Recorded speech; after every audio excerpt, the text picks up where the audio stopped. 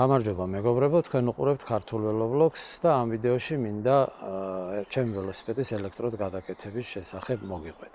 ძალიან ბევრი კითხვები მოდის ველოსიპედის ელექტროდ გადაკეთებასთან დაკავშირებით, რამდენად შესაძლებელია, ყველა ველოსიპედი გადაკეთდება თუ არა, რამდენ კილომეტრს გატარებს, აღმართებზე როგორ ადის და ასე შემდეგ. ვეცდები ამ ვიდეოში მაქსიმალურად გავცე აქამდე დაგროვილ კითხვებს პასუხები და ასევე მინდა აგიხსნათ რაღაც დეტალები, რაც Voltobike-ის საიტზე არის, იმიტომ რომ ცოტა ხნის წინ მეგობარმა მომწერა, ვერ გავიგე რა რას ნიშნავს და თუ შეგიძლია გთხოვ ამიხსნაო.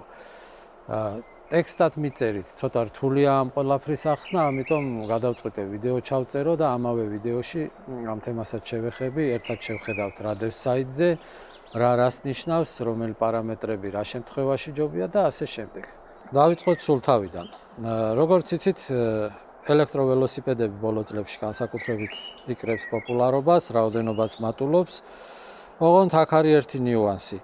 ქარხნულად დაპროექტებული და გამოშვებული ელექტროველოსიპედები საკმაოდ ძვირი ღირს ჩვენი ბაზრის წყალობაზე, ამიტომ საქართველოში ალბათ ძალიან ცოტა მეგულება ადამიანი, ვინც შეძლებს 5-6 ევროს გადახდას ახალი ქარხნული ველოსიპედის შესაძენად. მეორადებს რაც შეეხება, ყველას თავისი არჩევანი აქვს, მაგრამ მე მაგალითად ელექტროველოსიპედს მეორადს არ შევიძენდი, იმიტომ რომ აკუმულატორი რა მდგომარეობაში აქვს, არავინ არ იცის და ამის დატესტვა ძალიან რთულია. ლაბორატორიულ პირობებში შეიძლება გაარკვიო რა მდგომარეობაშია აკუმულატორი, სახლის პირობებში ესე უბრალოდ შეხედვით ან 1-2 გასვლით ვერაფერს ვერ გაიგებ. არადა ელექტროველოსიპედებში ყველაზე ძვირადღირებული და მნიშვნელოვანი ზუსტად აკუმულატორია. ამიტომაც წარმოებლებმა იფიქრეს და ვისაც ქარხნული ელექტროველოსიპედის ყიდვის საშუალება რაღაც ეტაპზე არ აქვს, იმათთვის შექმნეს სპეციალური კომპლექტები, რომლითაც ჩვეულებრივი ველოსიპედის ელექტროდ გადაკეთება უპრობლემოდ შეიძლება. და აი სამწლიანი გამოცდილებით შემიძლია ვთქვა, რომ არაფრით არ ჩამოუვარდება ქარხნულს ესეთი გადაკეთებული ელექტროკომპლექტი. რაც შეეხება ამ კომპლექტებს, ესენიც ქარხნულია, ქარხნები უშვებენ, უბრალოდ ეს ყენდება ჩვეულებრივ ველოსიპედზე. აი მაგალითად გააქვს უკვე სახში რაღაც ველოსიპედი, ძირითადად ყველაზე მეტი სამთო ველოსიპედებია გავრცელებული, რომ იაფია და ყველგან დადის, ასე რომ ვთქვათ, ამიტომ ჩვენები უფრო ხშირად ყიდულობენ სამთო ველოსიპედს და ნებისმიერ სამთო ველოსიპედის გადაკეთება ძალიან მარტივია ელექტროდ. უბრალოდ ამას სჭირდება გარკვეული ცოდნა და უნდა გეხერხებოდეს, ხო და ყველას რა კი არ შეუძლია, ამიტომ არსებობს ფირმები, რომლებიც ამ საქმით არიან დაკავებულები. ერთ-ერთი არის მათ შორის Voltobike, რომელიც 3 წლის წინ დამიკავშირდა, შემომთავაზეს კომპლექტის ველოსიპედზე დაყენება, რომ დავაყენე პირველი შთაბეჭდილებების ვიდეო ჩემ არხზეა, შეგიძლიათ მოძებნოთ და ნახოთ, ამ ვიდეოს აღწერაში ჩავდებ. მოკლედ დავაყენე და იმის შემდეგ აგერ უკვე მესამე წელია დავდივარ და ძალიან კმაყოფილი ვარ, რა ვიცი, ვეღარც წარმომიდგენია ჩვეულებრივი ველოსიპედით თუ ვიმოძრავებ ოდესმე. მოდი ახლა მოკლედ გადავუაროთ კომპლექტი რისგან შედგება, წარმოდგენა რო გქონდეთ და მერე გავაგრძელოთ დანარჩენი. პირველი არის ძრავი. ჩემ შემთხვევაში ძრავა წინა ბორბალზე მიყენია, თუმცა ყენდება როგორც წინ, ასევე უკანა ბორბალზეც. შემდეგი არის კონტროლერი. კონტროლერი არის აი ეს პატარა ყუთი, რომელშიც არის ელექტრონიკა, რომელიც მართავს ძრავაზე ძაბვის მიწოდებას, აჩქარებას, შენელებას და ასე შემდეგ. ანუ აქ არის ფაქტიურად ტვინი აი ამ ელექტროკომპლექტისა ველოსიპედზე. ჩემ კომპლექტში გაზის სახელური მოყვა აქსელერატორი, რაც სიჩქარეს აკლებს და უმატებს. რამდენადაც დააწვევი, იმდენად მოემატება სიჩქარე, აუშვებ და აკლდება. თუმცა არის კომპლექტები, რომლებიც არის ასისტანს რეჟიმზე, ეგრეთ წოდებული თანაშემწე, დამხმარე. პედლებზე ყენდება სენსორი და პედალს დააწვევი თუ არა, ძრავა ავტომატურად ირთვება და სისტემა განსაზღვრავს რა დონეზე მოგეხმაროს დატვირთვის შესაბამისად. და სხვაობა ამათ შორის მანქანას რო შევადაროთ, ცოტა უხეში შედარება კი არის, მაგრამ ავტომატიკა და ხელით გადასართავი სიჩქარეები რო შეადარო ერთმანეთს, აი დაახლოებით ეგეთი ამბავია. მე ხელით სამართავი ავარჩიე, თუმცა მინდა ვთქვა, რომ არაფრით არ ჩამოუვარდება ასისტანს რეჟიმიანი სისტემა და რაღაცეებში ჯობია კიდევაც. თუმცა მე ეს ვარიანტი ვარჩიე და ეს უფრო მომწონს. კომპლექტები ერთმანეთისგან განსხვავდება რამდენიმე პარამეტრით. აი რაც მნიშვნელოვანია რომ ვიცოდეთ. ეხლა ტექნიკურ დეტალებში ძალიან ღრმად არ წავალ, მეც არ ვარ ძალიან ჩახედული და სპეციალისტი, მაგრამ აი რაც სასურველია ნებისმიერმა ადამიანმა სანამ აირჩევს კომპლექტს იცოდეს, იმაზე გეტყვით. პირველი არის ძრავის ძაბვა და სიმძლავრე. ძაბვა მე 36 ვოლტიანი მაქვს და ვფიქრობ რომ საკმარისია არის 24 ვოლტიანები, 36-მეტიანები, 48-იანები, 96 ვოლტიანებიც არის. აქ უბრალოდ არის ერთი ნიუანსი, რაც უფრო მაღალია ძაბვა, რაც უფრო მაღალ ძაბვაზე მუშაობს ძრავა, მით უფრო მეტ დენს მოიხმარს და შესაბამისად აკუმულატორიც უფრო მალე ჯდება. მეორე პარამეტრი ძრავას რაც შეეხება არის ძრავის სიმძლავრე. მე მაგალითად 250 ვატიანი ძრავა მიყენია და მე ვფიქრობ სრულიად საკმარისია 70-80 კილოიანი ადამიანისთვის ნებისმიერ რელიეფზე თავისუფლად რომ იმოძრავოს. არის კიდევ 350 ვატიანი ძრავები, 9 კილოვატიანი ანუ 500 ვატიანი ძრავები, კილოვატიანებიც არსებობს და მოკლედ რაც უფრო მეტია სიმძლავრე, ასევე უფრო მეტ დენს მოიხმარს, შესაბამისად აკუმულატორი უფრო მალე ჯდება, ან უფრო ტევადი და ძლიერი გჭირდებათ რომ შორ მანძილზე გაგატაროთ და გზაში არ დაგიჯდეთ. აქედან გამომდინარე, რა ვიცი, ჩემთვის მაგალითად ვფიქრობ 250 ვატი 36 ვოლტზე არის მშვენიერი.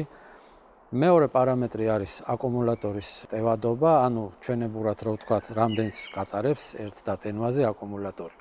რაც ახლა მე მიყენია ამ მომენტისთვის, სადღაც 170 კილომეტრს მატარებდა, ახალი რო დავაყენე, უბრალოდ ბოლომდე არასოდეს არ გამივლია და არ ვიცი მაქსიმუმი რაც ამ აკუმულატორით გავლილი მაქვს არის 135 კილომეტრი და დაახლოებით 40-55% იყო დახარჯული. მეტი არა, ანუ რეზერვი ჯერ კიდე საკმარისად დიდი იყო აკუმულატორისა. წინა აკუმულატორი რაც მეყენა, პირველი რაც დამიყენა თვითონ ვოლტობაიკმა შემოთავაზებისას, იყო 38 კილომეტრი მანძილზე სამყოფი. აი თავისუფლად შემეძლო 38 კილომეტრზე მევლო, ნებისმიერ რელიეფზე შერეულზე აღმართის ჩათვლით. და თუ ეკონომიურ რეჟიმში ვამუშავებდი და დაბალ გაზზე, მაშინ 50-52 კილომეტრიც მივლია თბილისიდან ამიყვანა სიონის ტბამდე და აი ასახვევი რო არის სიონთან რო გადაუხო უკვე, აი მაგ ადგილას ჩაქრა.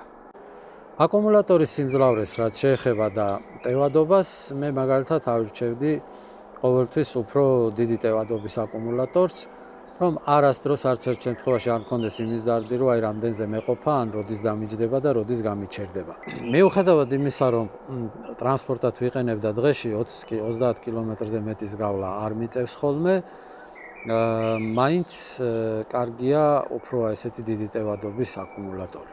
პატარა ჯერ ერთი ბოლომდე რო ჯდება ყოველდღე, ცოტა უფრო ინტენსიური აქვს, შესაბამისად უფრო მალე დეგრადირებს და რაღაც პერიოდის მერე კვეთრად მოიკლებს გასავლელი მანძილი ერთ დამუხტვაზე სრულად რო დამუხტო.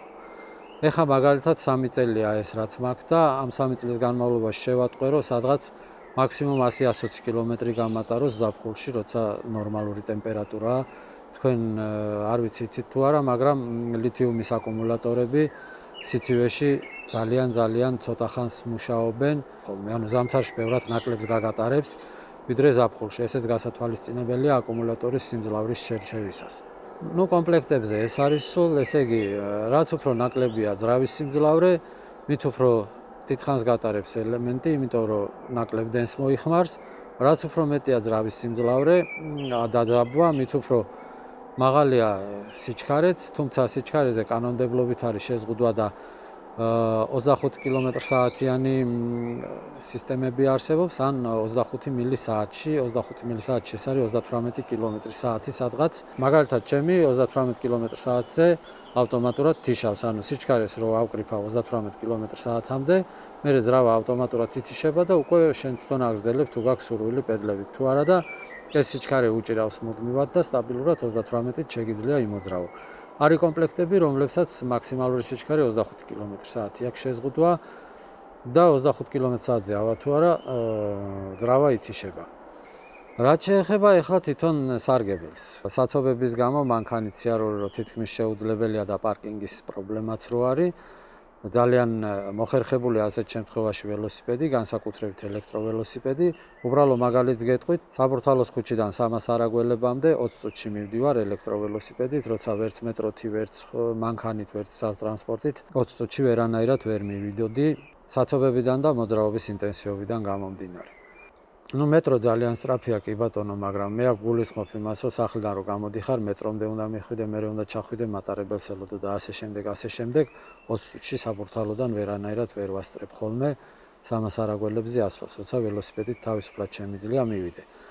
გარდა იმისა, რომ ორჯერ უფრო სწრაფია ჩვეულებრივ ველოსიპედზე ელექტროველოსიპედი და მანქანაზე ბევრად უფრო მოხერხებულია ქალაქში ყოველდღიურად სამოძრაოდ, კიდევ ერთი პლუსი ის აქვს, რომ გზაში მოძრაობ შენ თვითონაც ფიზიკურად პედლებს ატრიალებ, ეხმარები ძრავას და ეს ძალიან კაია ჯანმრთელობისთვის, იმიტომ რომ ორგანიზმი ფხიზლდება, ცოცხლდება, სისხლის მიმოქცევა უკეთესდება და ასე შემდეგ და სამსახურში მიდიხარ აბსოლუტურად გამოფხიზლებული, ოჩაღად. Აი, თავიდან მეც მეგონა, რომ გზაში ველოსიპედით რო ვივლიდი სამსახურში, დავიღლებოდი და მივიდოდი დაღლილ. სინამდვილეში პირიქით არის, ასევე სამსახურიდან დაღლილ რო გამოვდივარ ხოლმე, როცა ველოსიპედით მივდივარ სახში, მივდივარ აბსოლუტურად გამოფხიზლებული ახალ ჯანებზე და ენერგიაზე. და როცა ტრანსპორტით მივდივარ ან მანქანით, ამ შემთხვევაში უკვე ერთსული მაქვს ხოლმე დავიძინო, მეტი აღარაფერი აღარ მინდა ხოლმე, აი ესეა რა. სხვა დანარჩენ უპირატესობასთან ერთად ვფიქრობ, რომ ეს არის ერთ-ერთი ყველაზე მნიშვნელოვანი უპირატესობა, რაც ელექტროველოსიპედს აქვს. ორჯერ უფრო სწრაფია ჩვეულებრივ ველოსიპედზე, აღმართებზე ბევრად მეტ დროს იგებ. ყველაფერთან ერთად არც ოფლიანდები, შესაბამისად სამსახურში შეგიძლია მიხვიდე ისე, აი, როგორც ფეხით რო გაიარო, დაუშვათ ეგეთი ის არის. აქ არ გულისხმობ ცხადია ისეთ ადამიანებს, ვისაც ნივთიერებათა ცოტა სხვანაირი აქვს და ჭარბი ოფლი ახასიათებთ. ამ შემთხვევაში ორი ნაბიჯით რო გადადგან, უკვე მაინც ოფლიანდებიან და ველოსიპედი მათთვის არანაირად არ გამოდგება ტრანსპორტად და ვისაც შედარებით ნაკლები ოფლი გამოეყოფა, იმისთვის არის იდეალური ტრანსპორტი სამსახურში მისასვლელად ჩემი აზრით. ყველაფერთან ერთად კიდევ ერთი უპირატესობა ჩვეულებრივ ველოსიპედთან შედარებით აქვს ის, რომ აღმართებზე ბევრად სწრაფად ადის, შესაბამისად დიდ დროს ზოგავ. აი მაგალითად თუ ჩვეულებრივი ველოსიპედით 7-დან 10 კმ/სთ-მდე მქონდა ხოლმე სიჩქარე აღმართზე, ელექტროველოსიპედით 15-20 კმ/სთ-ით თავისუფლად ადის. ნუ ეს კომპლექტი რაც მე მიყენია, თორე არის სიმძლავრის მიხედვით უფრო მძლავრი ძრავა 30 კმ/სთ-ითაც ადის ხოლმე თავისუფლად. კიდევ ერთი მნიშვნელოვანი ნიუანსი ჩემი აზრით, ქარის დროს ჩვეულებრივი ველოსიპედით თუ საკმაოდ ჭირს მოძრაობა, გარდა იმისა, რომ მეტი ძალა და ენერგია გჭირდება, ძალა და ენერგიასთან ერთად გვერდითი ქარი გაყირავებს. აი, ელექტროველოსიპედის შემთხვევაში საკმაოდ ძლიერი ქარის დროსაც ნორმალურად და სტაბილურად მოძრაობ, არც გვერდზე გაყირავებს, წინაც ახლა კი ეტყობა, რომ წინაღობა დიდია და მეტი ენერგია ჭირდება და მეტი ძალა, მაგრამ აი, რასაც შენი საკუთარი ენერგიით შეძლებდი, იმაზე ბევრად ნაკლები ძალისხმევა გჭირდება იმისთვის, რომ ქარში იმოძრავო ველოსიპედით. ვფიქრობ, ესეც ერთ-ერთი ძალიან დიდი პლუსია ამისი. რა შემიძლია კიდევ თქვა, ნებისმიერ ზედაპირზე, ნებისმიერ სიტუაციაში მშვენივრად მოძრაობს, წვიმაშიც მივლია, თავსხმა წვიმაშიც. კომპლექტს უმეტესობას აქვს IP65 სტანდარტის დაცვა, რაც იმას ნიშნავს, რომ წყალში არ უნდა ჩააგდო, რა თქმა უნდა, მაგრამ წვიმის დროს შეგიძლია ქალაქში იმოძრავო. ხა თუ ძალიან კრიტიკული სიტუაცია არ იქნა და წყალი არ შევიდა შიგნით, კომპლექტს არაფერი არ მოუვა და არ დაზიანდება. რაც შეეხება დამუხტვას, მნიშვნელობა არ აქვს ეს მოკლემანძილიანი აკუმულატორი გიყენია თუ შორმანძილზე, რომელიც გატარებს. საშუალოდ სრულად დამუხტვათი 7-დან 9 საათამდე დრო უნდა. თუ ნაკლებია დახარჯული, შესაბამისად ბევრად ნაკლები დრო ჭირდება დატენვასაც, თუმცა 2-3 საათი მინიმუმ მაინც უნდა. მოდი ახლა შევიხედოთ ვოლტობაიკის საიტზე და ვნახოთ კომპლექტები და პარამეტრებიდან რა რას ნიშნავს. საიტის მისამართი არის voltobike.g, ნუ ამას ვიდეოს აღწერაში ჩაგიგდებთ. Voltobike Smart 250 2026-ის მეხუთე ვერსია. მხოლოდ ჰიბრიდული ასისტანს რეჟიმი. რას ნიშნავს ეს? ჰიბრიდული ასისტანს რეჟიმი ნიშნავს იმას, რომ სასურველია ასეთი ველოსიპედით პედლებით მიეხმარო ძრავას, შენ სატრიალო პედლები. ეს არის ესეთი ადამიანებისთვის, ვისაც მოძრაობა უნდა, თვითონაც რო იმოძრაოს და ძრავა წაეხმაროს და ჩემი აზრით ყველაზე კაი ვარიანტია იმ თვალსაზრისით, რომ თუ ადამიანმა პედლები არ უნდა ატრიალო და შენ თვითონ არ უნდა ივარჯიშო გზაში, მაშინ ველოსიპედი რადგინდა მოპედი ან მოტოციკლი იყიდე და იმით იარე რა. ხო და თუ გინდა რომ ველოსიპედის თვისებები შეინარჩუნო ის სასიკეთო, რაც ადამიანის ჯანმრთელობისთვის მოაქვს და ასევე ძრავა წაგეხმაროს და ბევრად უფრო მარტივად გატაროს, ამ შემთხვევაში ეს არის იდეალური ვარიანტი. ძრავის სიმძლავრე 250 ვატი წინა ბორბალზე და 36 ვოლტიანი აკუმულატორი. ნუ მარტივია, მე მგონი აქ გაუგებარი არაფერი არ არის, 250 ვატის სიმძლავრის ძრავაა. 250 ვატი არის დაახლოებით მეოთხედი ცხენის ძალა. თუმცა ელექტროძრავის შემთხვევაში ამას რედუქტორი უყენია ძრავაში და ნებისმიერ აღმართზე აი სულ გაჩერებული და ნადვილად იძვრები და შუქნიშანზეც იმდენად სწრაფად იძრები, რომ მანქანებს დისკომფორტს არ უქმნი შენს უკან რომ დგანან. 36 ვოლტიანი აკუმულატორი, ძაბვა 36 ვოლტი ნორმალურია, ვფიქრობ 24 ვოლტიანები ცოტა სუსტებია ჩემი აზრით, 36-იანი უკვე ძალიან კარგია.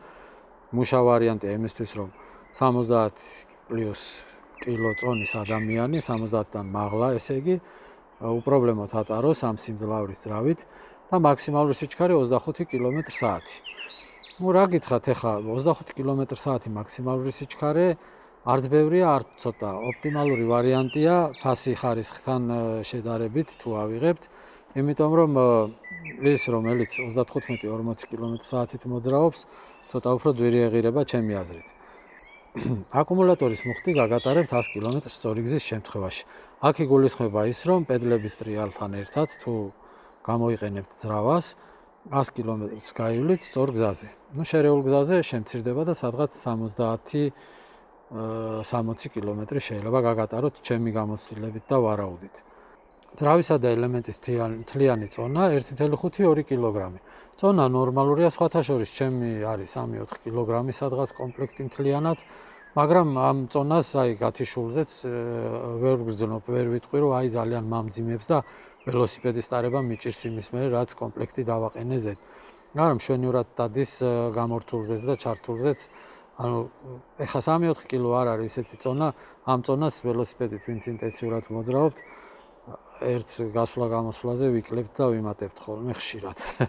ასე რომ არ ამგონია დიდი წონა იყოს. ეხლა სპორტსმენები რო გრამებს დაძდებენ, ეგ სხვა თემაა, ეგ სხვა სამყაროა, იქ მართლა ყველა გრამს მნიშვნელობა აქვს და მარტო ველოსიპედზე კი არა, ავტოსპორტის შემთხვევაშიც ეგრეა. ვცდილობენ რომ რაც შეიძლება ამ სუბუქონში, ამ ცირონ რომ უფრო სწრაფად და მოკლე დროის მონაკვეთებში გაზარდონ ველოსიპედის და მანქანის დინამიკა, მაგრამ ვისაც ტრანსპორტად გინდათ და იმისთვის გინდათ რომ გატაროთ, ამ შემთხვევაში მაგას დიდი მნიშვნელობა არ აქვს. დატენის დრო 3-4 საათი. ვფიქრობ ძალიან ნორმალურია, ოპტიმალური ვარიანტია. გარანტია 6 თვე, ფასი მონტაჟის გარეშე 700 ლარი. მონტაჟი სადღაც 150-200 ლარი ღირს მე მგონი, არ ვიცი სადღაც აქ ეწერა. აი მონტაჟის ფასი 150-250 ლარი ზოგადად. ესე იგი, აქ რა იგულისხმება, რომ 700 ლარს იხდით მარტო კომპლექტში, რომ დააყენებინოთ სპეციალისტს, ამ შემთხვევაში 150-დან 250 ლარამდე მოემატება ფასი იმის მიხედვით, თუ რა სირთულეს კომპლექტია რა.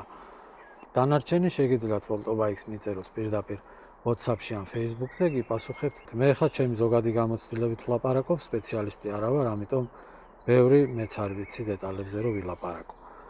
შემდეგი კომპლექტი, ვოლტობაიქ City Ride 350. ესეც მეხუთე ვერსია 2026 წლის. აქ უკვე ძრავი უკანა დისკში აყენია, MX-უსი არის XF08. სხვათა შორის ძალიან კაი ძრავებია MX-უსი, ბაფანგზე არანაკლები, ეს ბაფანგი ჩინური ძრავია, რომელიც ძალიან პოპულარული იყო ერთი პერიოდი და ესეც არანაკლები გამოდგა და ძრავზე მინდა ვთქვა, რომ აგერ სადღაც 20-24,000 კილომეტრი მაქვს უკვე გავლილი ამ ელექტროკომპლექტით და მშვენივრად მატარებს რა. ძრავზე პრობლემა არასოდეს არ მქონია, ერთადერთი რაც იყო, პატარა შაიბა ჩატყდა აი ამ უსწორმასწორობაზე და დაღუნული დისკით ვიმოძრავე რაღაც პერიოდი და დატვირთვა. კიდე კარგად მატარა იმ დატვირთვით და სანამ ბოლომდე მართლა არ შემაწუხა და არ ვიგრძენი ის ლუფტი, მანამდე არ მივიყვანე ხელოსანთან. და შალა შაიბა გამოცვალა, 20 წუთში ველოსიპედი გამომატანა, ეგ იყო და ეგ. და რო გავხსენით კომპლექტი, კბილანები ყველაფერი იყო იდეალურ მდგომარეობაში. ანუ ფაქტიურად გაცვეთილი არ იყო რა. დავუბრუნდეთ ახლა ისევ საიტს.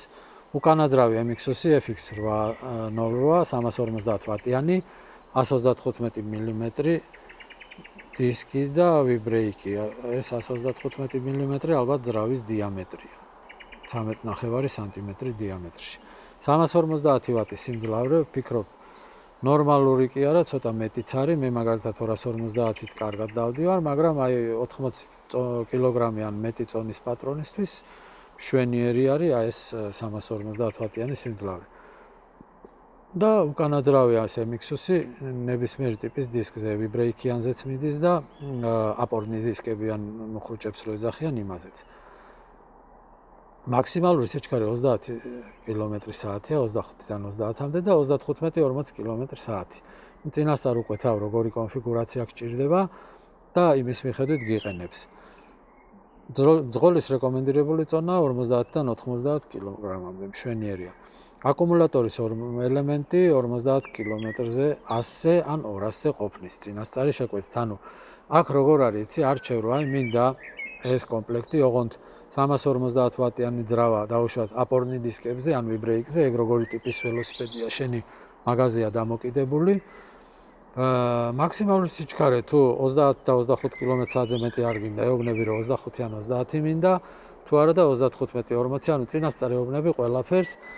ელემენტზე ეუბნები რომ მინდა რომ 50 გამატაროს ან 100 ან 200 გამატაროს. მოსახსნელი ბატარეა საკეთით IP65 წყალგაუმტარი სისტემით. ეს არის ესეთი ბატარეა, მე რომ მიყენია, გასაღებით იხსნება და ანუ ძრება და ისევ ყენდება. შეგიძლია აიტანო სახში დატენო მაგალითად, ან შეიტანო სადღაც. და IP65 წყალგაუმტარი სისტემა უკვე საკმაოდ ნორმალურია იმისთვის, რომ წვიმიანამით შემოძრაო და ბატარეას ანუ აკუმულატორს ზიანი არ მიაღწიოს. თლიანი წონა 3.8-დან 5.7 კილოგრამამდე. ეს ახლა 200 კმ-ზე რო გატაროს, ცოტა უფრო მეტი ბატარეა უნდა იმ აკუმულატორის შიგნით, შესაბამისად უფრო მეტი აქვს წონა. აკუმულატორის დის ძირითადად ამ წონას. დატენვის დრო 3-5 საათი ძალიან ნორმალურია, დახვეწილა, ალბათ უფრო მაღალი სიმძლავრის დამტენია, სწრაფი დამტენი და იმიტომ რომ ჩემი სადღაც 7-დან 9 საათამდე უნდება სრულად დატენოს. 12 თვიანი გარანტია, ესეც ძალიან კარგია. 12 თვე, ანუ 1 წელი გარანტიას გაძლევს კაცი თავის დაყენებულ კომპლექტზე. და ფასი არის მონტაჟის გარეშე. ეს არის 900 ლარი, დღეს 600 ლარი წინასწარი შეკვეთით 5-8 კვირა. ეს რას ნიშნავს? თუ შენ ეხლა გინდა, ანუ საწყობში რაც არის მარაგი, ეს იმ შემთხვევაში 900 ლარს იხდი. თუ დაელოდები მოცდის პერიოდი, ამ შემთხვევაში ფასდაკლებით ჩამო აქ უკვე ჩინეთიდან გამოიწერს და 600 ლარი დაგიჯდება 900-ის მაგივრად. რავი, არ ამგონია 5-8 კვირა იმხელა დრო იყოს, რომ მოცდა არ გიღირდეს და 300 ლარი საკმაოდ კაი თანხაა დასაზოგად. ეს 300 ლარი ფაქტიურად მონტაჟის თანხაა და კიდე დაგრჩება. აი მონტაჟის ფასი 150-დან 250 ლარამდე. მონტაჟის მისამართი ეხლა უკვე დაუმატებია, აგერ თბილისში, ბათუმში, ზუგდიდში და ქუთაისში შეუძლია ამ სისტემების დაყენება. ტესტ დრაივი შესაძლებელია თბილისში. ტესტ დრაივი რას ნიშნავს? მის წერ ეუბნები რომ მინდა გავსინჯო როგორ გამატარებს და კარგია თუ ცუდია და ასე შემდეგ. ხო და მიდიხარ, ჯდები, ატარებ და ნახულობ და მე თუ გაწყობს ყიდულობ მსგავს ან უკვეთავ თუ არა და არა. შეხედეთ აკუმულატორის განახლება, ანუ უფრო მაღალ კილომეტრაჟზე სამყოფი აკუმულატორის შეკვეთაც შეგიძლიათ და სიჩქარე 60 კმ-მდე, ძრავის სიმძლავრე 1500 ვატამდე. ანუ იდეაში აქ უკვე კომპლექტს ცვლის და უფრო მძლავრს გიყენებთ თუ მოგინდებათ რა. მე ვფიქრობ ეს ერთ-ერთი კარგი დასაფიქრებელი ვარიანტია და აქედან უკვე ფინანსური შესაძლებლობებიდან გამომდინარე, ვის რა გაწყობთ და როგორ შეგიძლიათ დაელაპარაკოთ რა. ეს არის ზოგადი შემოთავაზება, ანუ რა შეუძლია და უკვე ინდივიდუალურ მოლაპარაკებებზე იქნება დამოკიდებული კონფიგურაციას როგორ შეუკვეთავთ. შეგიძლიათ მაგალითად ძრავა ძლიერი დააყენოთ, აკუმულატორი უფრო ნაკლებ მანძილზე, ან პირიქით ძრავა უფრო სუსტი და აკუმულატორი უფრო დიდ მანძილზე რო გეყოთ და ასე შემდეგ. City Ride 500 ვერსია მესამე. აქ უკვე ძრავი უკანა ბუდის ნაცვლად ყენდება და 500 ვატიანი, ანუ 9 კილოვატიანი, 135 მმ, ანუ 13.5 სანტიმეტრია დიამეტრში. დისკურ მუხრუჭებზეც არის და ვიბრეიქზეც, ანუ აპორნის რო ეძახიან იმაზეც და ვიბრეიქის ტიპზეც. ანუ ორივენაირი ძველ და ახალ სისტემაზეც ნებისმიერი ტიპის დისკზე ყენდება, მაქსიმალური სიჩქარე 40 კმ/სთ. წინა ძრავი თუ გჭირდებათ, ანუ წინ რო იყოს ძრავი, იმ შემთხვევაში წინასწარ უნდა შეუკვეთოთ და უთხრათ. 80-დან 150 კმ-მდე წონის ადამიანზეა გათვლილი და ელემენტი შეიძლება 50, 100 ან 200 კმ-ზე სამყოფი შეუკვეთოთ. სისტემა 36 ვოლტიანზეა, აკუმულატორს თვითონ აწყობს, ოღონდ აწყობს ყველა წესების დაცვით და ისეთი ბატარეებით, რომლებიც გამოცდილია და ღირს ყიდვა, აი მაგალითად მე რო წავიდე და გამოვიწერო ჩინეთიდან, შეიძლება რაღაც ნაგავი ჩამომივიდეს. ამან იცის ვისგან უნდა იყიდოს, რა უნდა იყიდოს და აქედან გამომდინარე ამის აწყობილი აკუმულატორები ძალიან კაია. აგერ მესამე წელია მე მატარებს უპრობლემოდ, არასდროს პრობლემა არ გამჩენია აკუმულატორზე. მოსახსნელია აქაც ბატარეა საკეთით, IP65 წყალგამომტარი სისტემით. ანუ წვიმის დროს შეგიძლიათ ნორმალურად იაროთ. ძრავის და ელემენტის თვლიანი წონა 4-დან 5.7 კილომდე. დატენვის დრო 4-6 საათი. აქაც ფასი მონტაჟის გარეშეა, მონტაჟი 150-დან 250 ლარამდე დაჯდება. გააჩნია კონფიგურაციას და სირთულეს. ესეც ხელმისაწვდომია სხვადასხვა ველოსერვისებში, თბილისში, ბათუმში, ზუგდიდში, ქუთაისში. ესე იგი, ვოლტობაიკმა რა გააკეთა? ადგა და ადრე ხო მარტო მუშაობდა თვითონ და საკმაოდ დიდ დროს ანდომებდა, სანამ ეს კომპლექტი ჩამოვიდოდა მონტაჟსაც რო უნდა და ასე შემდეგ. ეხლა უკვე ველოსახელოსნოებში გაიტანა თავის სერვისი და სხვადასხვა ველომაღაზიებში და ველოსახელოსნოებში თქვენ შეგიძლიათ უკვე ვოლტობაიკის კომპლექტები შეიძინოთ და აყენებინოთ ველოსიპედზე და ასე შემდეგ. სხვათა შორის მე თბილისში ვნახე პავლოზე G-Sport-ი რა ველომაღაზია, მან უკვე აწყობილი ველოსიპედი ამ ვოლტობაიკის სისტემა დაყენებული, იყიდება პირდაპირ და შეგიძლიათ ნახოთ და თუ მოგინდებათ იყიდოთ კიდევაც. ანუ მაღაზიებში უკვე აწყობილი კომპლექტებიც არის ველოსიპედიანად, ვისაც ველოსიპედით საყიდელი გაქვთ.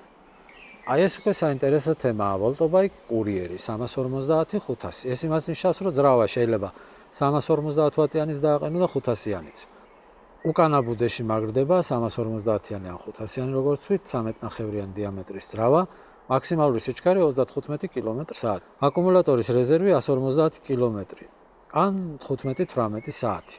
ხა რატო არის ეს მნიშვნელოვანი? იმიტომ რომ კურიერები დღეში საშუალოდ გადიან, მე კი არასოდეს არ მიმუშავია, მაგრამ ნანახი მაქვს კურიერების გავლილი კილომეტრაჟის სტატისტიკა, ხო და 70-დან 100-120 კმ-მდე ველოსიპედით და ეს საკმაოდ დიდი დატვირთვაა, დიდი მანძილია და აქ რომ აკუმულატორი გეყოს, უნდა იყოს ისეთი ტევადი. 150 კმ ძალიან კარგია. ელემენტი 36 ვოლტიანი იდეალური ვარიანტია. აქ ამპერაჟი და ეს ახლა ჩვენც უკვე რამდენი ვატს იძლევა საათში ეს სპეციფიკური ტერმინებით არ დაგვტვირთავთ. ბატარეა აქაც მოსახსნელია საკეთით და წყალგამომტარი სისტემით. თვლიანი წონა 7.3 კილოგრამი. კი ბატონო, 7.3 კილოგრამია, მაგრამ ძრავა არ იტყობს, იმიტომ რომ სიმძლავრე საკმარისი აქვს, რომ თქვენს და მთელი ეს კომპლექტი ძიდოს უპრობლემოდ. დატენვის დრო 7-დან 9 საათამდე იმუშავებ ერთი დღე დააყენებ, სახლში დატენი, დილას დაგხვდება დატენი.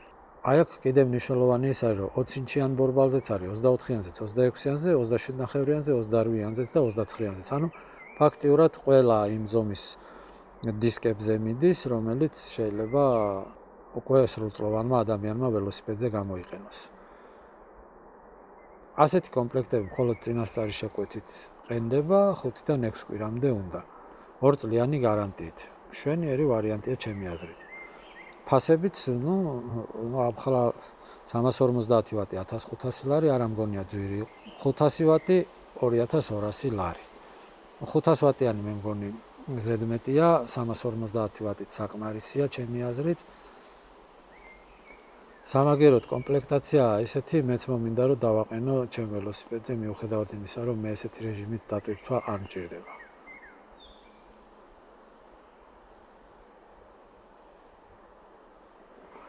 დანარჩენი კომპლექტები უკვე იმდენად ძვირად ღირებულია და ისეთი ტიპაჟია, რომ ძალიან შორს წაგვიყვანს ამის განხილვა და ძირითადად ეხლა აჯობებს, რომ რაც ყველაზე მოთხოვნადია, ისინი გადავიაროთ. დანარჩენს თვითონაც მიხვდებით უკვე ამ პარამეტრების გაგებით.